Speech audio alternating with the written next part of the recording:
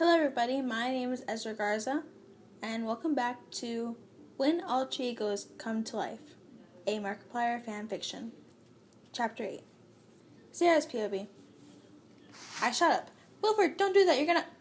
I looked around to find myself, not in outer space, but in my room, by myself. Thank God. See, I had just got out of a dream where Wilford was about to open the hatch to go outside of the spaceship, but the other door wasn't closed yet, and we needed to wait so we could go out there smoother. But thankfully, that was just a dream. I looked over to my phone. It was once again 6. Marky Moo! I grabbed my phone and plugged it in my headphones and began to engage in Hello Neighbor. He was finally able to find the crowbar. Last time, I was like, it's in that room! Look up! But, of course, he didn't hear me. And then he unlocked the end. When he was finished, I was about to go into another one when I heard there was a knock on the door. It's not 8 yet. So, in my best groggy voice I could muster, I muttered, "What? Are you awake yet?" We need to go print some papers at the library." "What?" I got up and went to my door, once again finding it to be locked. Strange. I don't do that. I unlocked it and found Google there. "We are, applying to jobs." "Why?" "Well, it'd help to have extra food money, right?" ... Why are they concerned with food money? "Where exactly are you applying to?" "Well, we noticed that your work had 3 open spaces for part-timers and..." "My work?" "Yeah, wait, you're applying to my work. It's very close to you, and if you don't want to risk the house falling apart, I would really suggest that you let us." ... I mean, eventually this is going to come, right? "Okay, y'all can apply, but I need to talk to y'all. Go get ready and I'll get ready on my end." He nodded and took off, and I closed the door. Then I went to go shower, trying to wash away any and all immediate bad thoughts about this plan. By the time I got out, I opened my door and walked into the living room to see them all there. "Good morning." Dallin nodded back. "Okay, so here's the thing." I sat down crisscross on the floor. "So, you all have powers and a very, very subtle personality attached with y'all. Dark's is to be cruel and to try and take control. Google's is to be seen above the human race, and Wilford's is to try and shoot something, ranging from items and to people. Also to interview everyone." Wilford stopped cleaning his golden gun and looked at me, then shrugged it off. "See, you will need to be interacting with people on a daily basis, and will need to be on your best behavior and have patience with them. It's not that easy sometimes, and you will need to be subtle but stern in your efforts. And you can't kill anyone there." "But what if there's a burglary?" Wilford asked quietly. "There's a list of procedures to follow. You're not supposed to pursue them, but they'll explain that more over there. Also, you'll need other clothes." "But we have on clothes," Wilford commented. "Yes, but I mean, Dark's clothes are just fine, but you either need suits or nice shirts with some dress pants." But I love this outfit," Wilford whined. "I'm sorry, but the suspenders have to go." He began to grumble to himself. "There's a sale going on at JCPenney's where things are ranging from half price to 75% off, Google commented. "Checking online?" I nodded.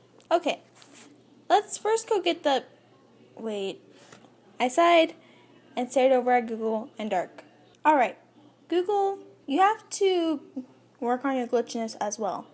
If members can't understand you, then it'll be bad business." "I can adjust it like I did the other day. I just can't do it for long periods." "Well, we shouldn't be that busy. We just got past holiday." "And Dark, is there any way you could, possibly, cancel out the gray?" "Well, I can mask myself with mock skin." "Really?" He nodded. "I thought that was just..." "Never mind, that'll do. You might want to do that any time we are out and about. The other night, people aren't gonna care at a carnival. He nodded and proceeded to get up. Then, starting at his eyes, he began to have a new skin form around over him that was more human-colored. With that, the style of his hair changed over to Mark's usual side, and his eyes seemed like a lighter, more gentle brown. His facial features were softer, and eventually, the new skin took hold, and he was an exact image of Mark. It was actually really creepy how similar they looked. So much so I caught myself sighing. My apologies. But that's really awesome, but creepy at the same time. He cracked his neck. Yeah, not the best form. His voice even sounded like him. Is there any chance you can use your usual voice? Thankfully, yes. He replied in his normal voice. Okay, good. Because I was going a bit too far. Whew. I breathed out my inner conflict and began to go towards the door. All right, to the library, and then we can go to JCPenney's. They nodded, and we walked over to my truck. By the time we got to the library, it was already 8 o'clock, and the doors were open. We went in, and I punched in my library card. Right when we began to go over the computer, I heard a small voice ask, Mark? We all spun around and saw a child, no more than 9 or 10, referring to Dark. Yes? Dark asked, using Mark's voice. Wait, what? The boy began to jump up and down. Whoa! What are you doing here in Texas? I thought you lived in LA. This kid knows his stuff. Well, I'm visiting some friends right now. Friends? Whoa! It's Google Player and Wilford Warpstash. Google and Wilford stared at one another, and then back at the boy. Hello.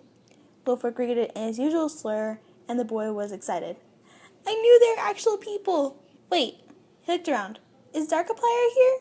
I was tempted to hold my heart, but I held strong as Dark stared at the kid. Well, he's here somewhere. Let me go grab him.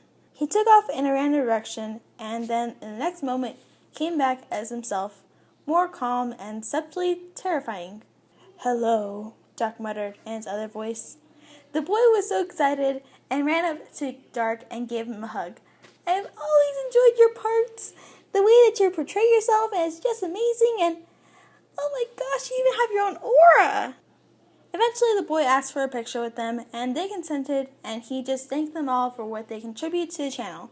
And then Wilford mentioned something. Well, we'll be doing a sketch soon, so be looking out for it. The boy was wide-eyed, and then went off to go see his parents. By the time I turned back around, Dark was already reforming Mark's skin around him again, with a curious face on him. You okay, Dark? Yes. But the curious face still held as we made our way to the computers, and Google pulled up papers, which happened to be their resumes and their IDs. Then I noticed, wait, those say that you live at my house. Well, we technically are living there. ... I cared not to respond to the chilling fact and began to just go with it, not caring at this point. I mean, it's true, but putting it on paper kind of makes it more official. When they were done, we took off and headed back to the car. Then Wilford commented, So, more people know about us than we think. Well, yeah, you guys are part of Mark after all. You're his 3 main characters. They nodded and kind of stared out the window. Then a question popped up in my mind. Wilford, what did you mean a sketch would be coming soon? Wilford grinned and replied, Well, let's just say that Warpstash tonight is going to make a comeback. Warpstash, wait. I stopped the car before we exited and glanced back at him. Does that mean... Wilford grinned and wanted to squeal excitedly, but I held it in. That's going to be so cool. I kept driving on till we got to JCPenney's. Once we were there, we began to go through and look through the clothing. Only 3 days worth of clothes. They give you 2 free work shirts, and I only have so much in my account that's supposed to last me for 2 weeks. They went out of their way, and I just decided to walk around. I wasn't all that much of a shopper, really, just more of a get what you need sort of deal. Then I decided I should probably watch them to make sure their outfits are reasonable for work. I went over to the men's section and found they were looking for clothing depending on their likes and dislikes. Dark was looking more through the darker piece of clothing along with the suits, which I hope he realized if he wanted another suit, it would only be one because those things are expensive. Wilford, on the other hand, was glancing around at the lighter item colors, till he found, ah, there's a pink dress shirt, and of course proceeded to pull one out and prance around some more. And then Google, I'm done. Startled, I jumped and stared over at him. Whoa, when did you... I just finished. Oh, all right.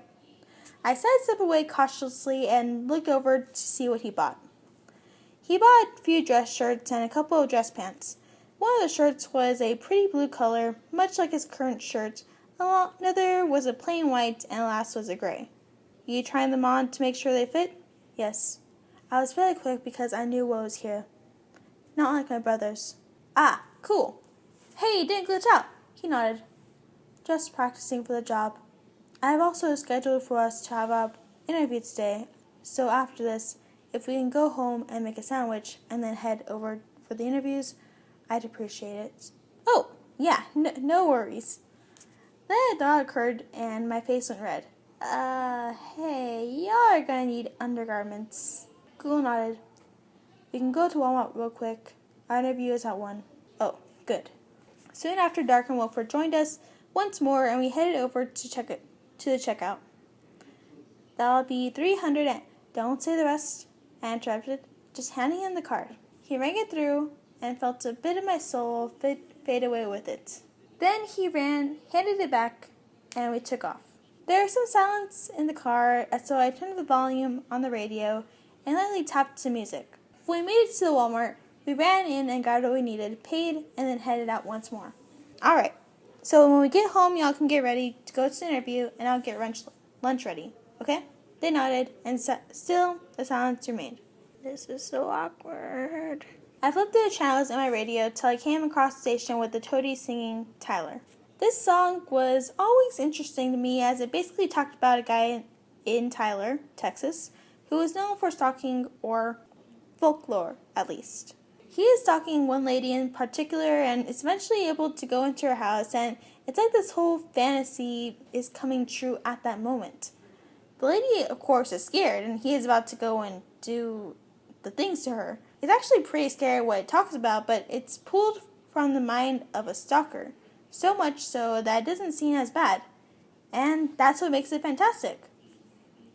But as I rang out to the beat and sang, I will be with her tonight, I will be with her tonight, the guys just stared at me, being a little bit horrified. Well, mostly Wilford. Dark and Google were mostly curious, and Dark's eyes. I shook off the thought and pulled into the driveway of the house and got down to prepare the sandwiches. Dark's POV.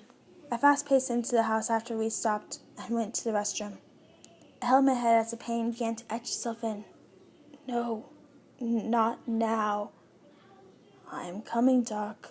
She seems interesting. I want to play with her so badly. I see then as I tried to bring back control, sitting in a corner and holding it in, breathing in and out till the pain subsided. I relaxed and got up, looking in the mirror.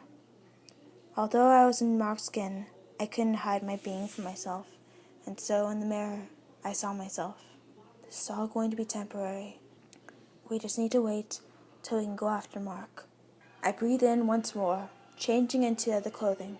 This has been Ezra Garza with When Alter Egos Come to Life. Thank you.